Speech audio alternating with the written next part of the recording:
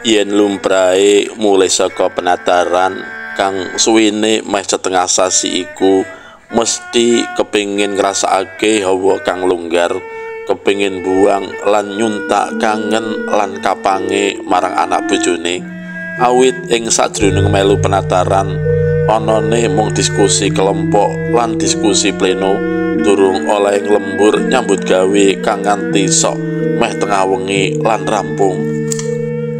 Nanging tumrape Rahmat beda lelakone, jalaran bojone dumadakan ganti srengat tanggapane marang kakunge kang cetha-cetha kudu sugih esem minangka tamba kesel lan loyo. Nanging wektu iku sing wadon tetep ilang grapyake, ilang kenese, kejaba lelati pangan kang ora ana wae. Manut Rahmat, srengat kang bedani iku sailingane dheweke dieling-eling sedina sakwise sing kakung mulih saka ngayoja papan nggone penataran mau mung arah-arahe sakidul kulon Bukisan. Nalika semono sedina sadurunge penutupan utawa gandeng Rahmat minangka sulih saka Debak Kulon Progo, mula dheweke kang senan karo kanca kancane kang asale nunggal kabupaten arep golek charteran kang padha-padha jurusan wates. Temenan Rahmat oleh rombongan kang ora adoh saka omahe dheweke, cacahe ana wong papat, malah antarane papat mau ana priyayi putrane siji kang beda kecamatan. Jam 4:30 utawa sedina sadurunge mulih, dheweke sak kanca dening para tutore dimurai wektu lire rampunge rada gasik. Wektu iki padha digunakake minangka golek-golek cangkingan kanggo keluargane. Klebu Rahmat uga ngoleh-olehi anake kang nembe siji tur wis umur 6 taun. Kaya welinge nalika bocah mau dipamiti supaya diolehake Silver Queen. Dina bubaran kang ditemtokake tanpa dinyono, adine Rahmat kang wis dadi akabri teka nggawa mobil karo kancane. "Weh, kok panjenengan Om? Kapan lek kondur?" "Wingi Dek Kemis."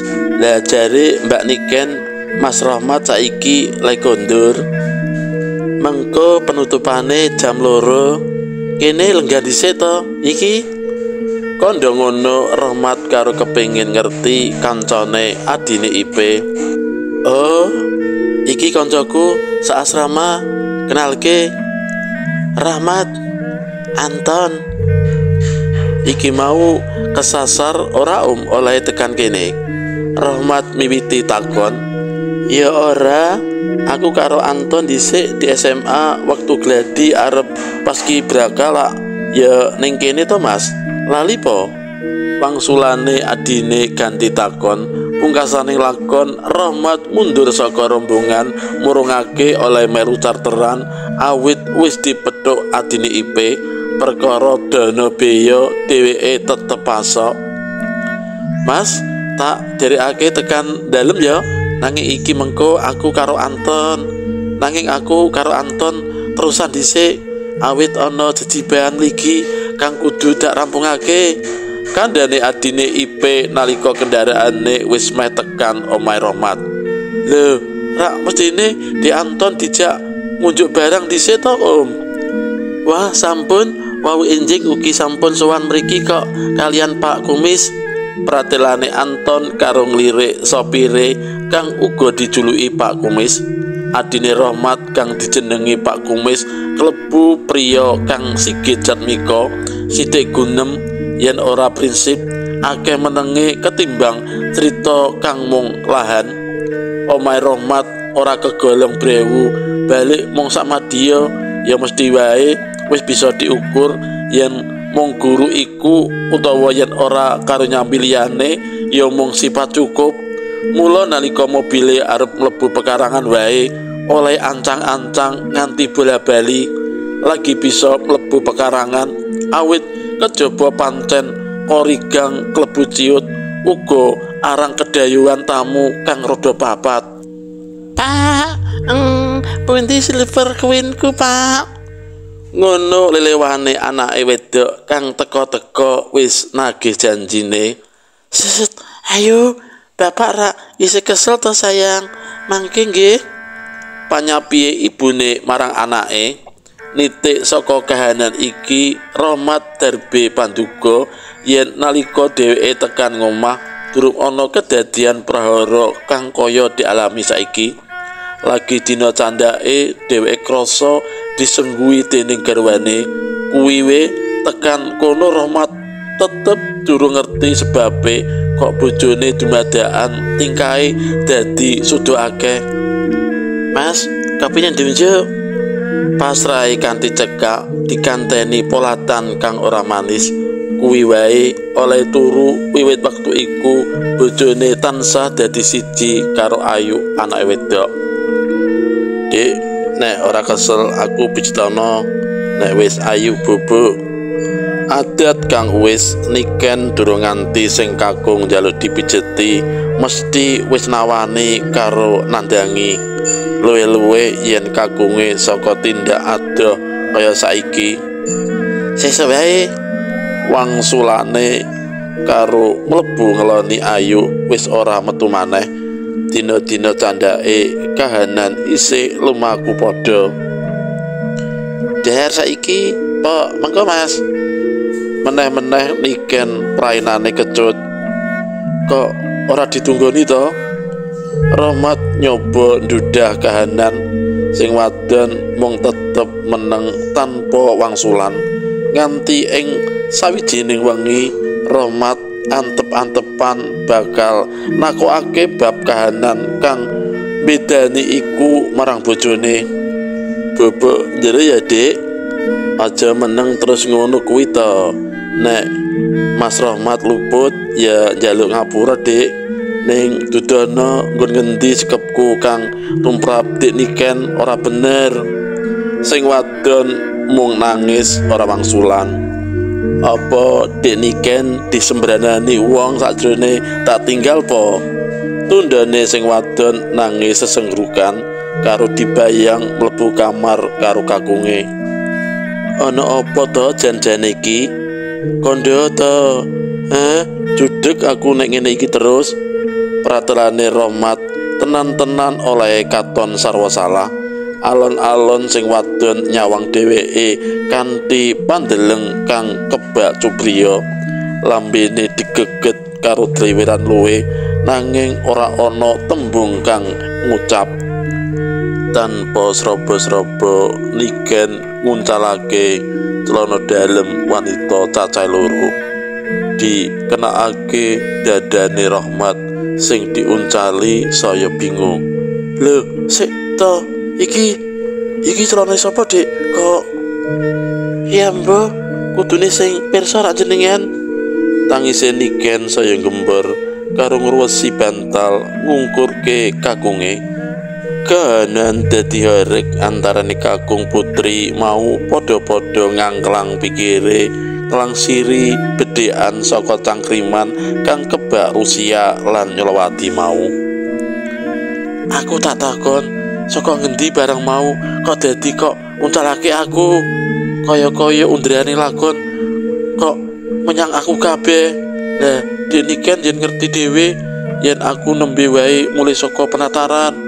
Terus aku kudu takon karo sapa? Pitakone sing kakung. Kuwi kabeh ngono ning kopere jenengan. Dewingi tak dudah kae. Mas, janjane panjenengan iki penataran apa Niken ora bisa nerusake guneme. Rahmat jenggelek banjur lungguh ing kamar nyulet rokok. Mripate kedep rentel karo unjal ambekan. Aku wis percaya karo jenengan sakwutuhe iki Mas, nanging yen ana bukti kaya saiki terus aku apa kudu percaya? Pangakune Niken.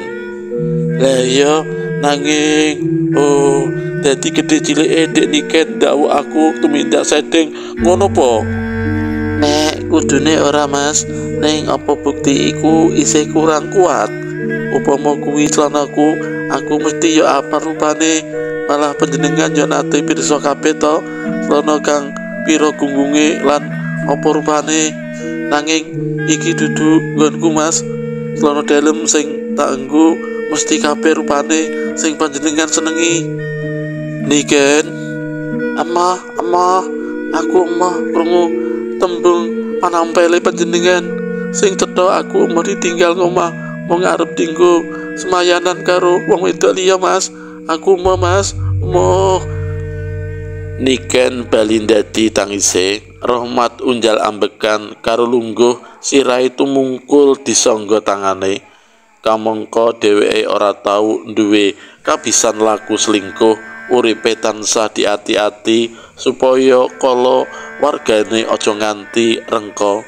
Tangise Niken saya ndadra ngebaki kamar. Ana swara wong notok-notok lawang. Mas, suarane adine nyigar kahanan. Rahmat ora enggal ngengake lawang, atine isih goreh. Mung Niken kang tangise rada mendho. Banjur Rahmat kanthi alon dheweke jumangkah ngangake lawang. Monggo Di Anton. Janjane aku ya ning jaba karo Anton wis sawetara Mas. Nuwun sewu nek kudune aku ora etis ndodok lawang. Jalaran kahanane Mas lan Mbak Niken lagi ora apik. Nanging sakwise aku krungu undraning perkara, aku kudu melu jelasake Mas, pratelane adine Ipe. Oke, nanging kabeh nganggo dilarah sing klesih ya. Nanging ya monggo nek uga duwe pandakwa kang kaya ngono, monggo. Ora ngono sing tak karepake Mas. Saiki aku tak ngejak Mbak Niken metu nang kene ya. Mengko aku karo Anton kang bakal awe keterangan. Nanging ora Mas, mengko mundhak sujanane Mbak Niken karo panjenengan saya kedawa-dawa sedelok ya Mas. Aku tak ngaturi Mbak Niken dhisik. Rahmat mung saya ora mudeng karepe adine. Apa sambung rapete adine ing perkara iki kabeh bingungake atine Rahmat. Usanane senajan abot Niken nglaksanani panjaluke adine, jalaran adine pancen bisa sok urun rembug perkara kang penting. Uga bocah mau salawase ora tau goro.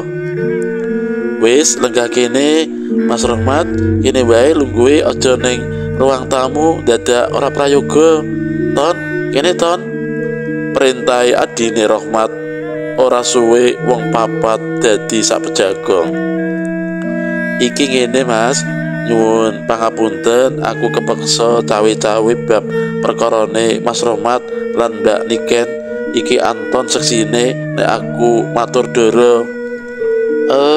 Dadi tenan to Masmu lera genah ki? Niken nyele karo merengut. Mbak Niken aja mungel tembungku dhisik ya. Tak ramungake dhisik. Sapi adine. Ngene Mbak Niken, nalika aku karo Anton jaman semono digeladi kanggo persiapan paskibraka, asramaku ya ning gone Mas Rahmat kuwi. Nah, kedadian kaya kang ditandang ki ora kur saiki.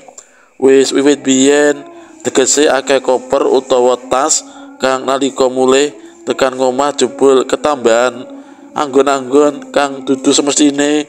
Ana kang ketambahan BH, celana dalam, wis pokoke kabeh geger prasasat, kabeh ketambahan pakaian jerone wong wadon. Kok kepriye to? Aku ora teges ngewangi Mas Rahmat Mbak, nanging iki kenyataan. nggonmu kae ketambahan apa ton? Nggih, sami jenise ngoten niku.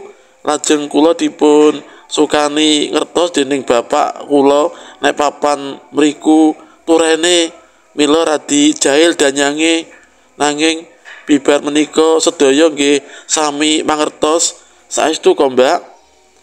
Kahanan dadi tentrem sawetara. Wis saiki tak suwun Mas karo Mbak bareng-bareng ngilangi rasa kang kurang prayoga ya. De apura ing ngapura angel lho balapan ngakoni salah ki. Pungkasane lakon Niken lan Rohmat ruket-ruketan kebak rasa getun nanging uga rasa kangen lan pirang-pirang rasa tumplek dadi siji. Awane adine pamitan yen dheweke arep mangkat saka omahe Anton, sedulure tuwa nyarujuki. Nah, sing iki celana dalam sing dienggo iki nggone ibune ayu tenan. Rohmat nggodani bojone nalika bengi candhake sing digodani isih rada mleruk. Pungkasaning bengi iku Niken ora bisa nduwe panjaluke kakunge. Kabeh lumaku kanthi marmake lan kabeh rumangsa yen yektine lelakon mau merga dipitnah lelembut.